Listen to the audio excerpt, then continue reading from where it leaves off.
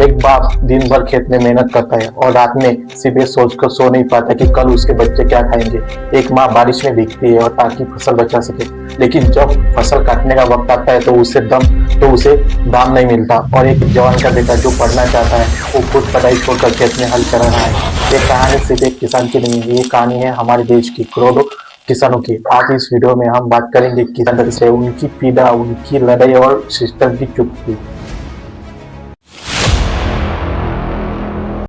भारत को अगर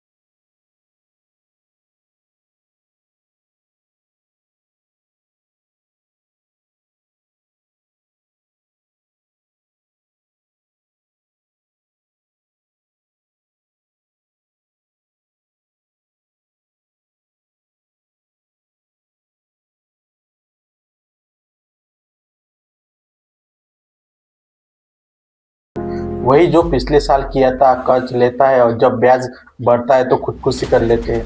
किसान की आत्महत्या हर साल हजारों किसान खुदकुशी करते हैं।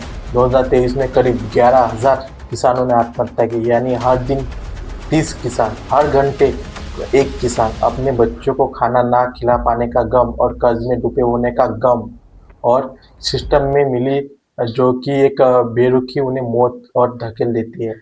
ये आंकड़े सिर्फ नंबर नहीं है, ये इंसान है हमारे देश के और अन्नदाता है। किसान आंदोलन, जन आंदोलन जब 2020 में एक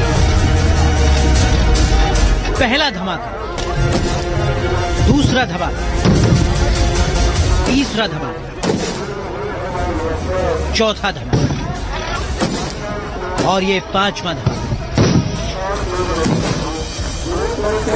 महज 2 मिनट के अंदर 5 आंसू गैस के धमाके और धुआं शंभू बॉर्डर भी में जो सरकार ने 3 नए कानून लागू किए लाए थे और किसानों ने आवाज उठाई थी, लेकिन उसमें सवाल का जवाब नहीं मिला तो सिर्फ लाठी, आंसू और गैस और बदनामी।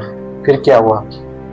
लाखों किसान दिल्ली की सीमा पर बैठे थे, गर्मी में, ठंड में, बारिश में। 13 महीने तक चला यह आंदोलन और फिर सरकार को झुकना पड़ा। लेकिन क्या किसानों की सारी समस्या खत्म हो गई?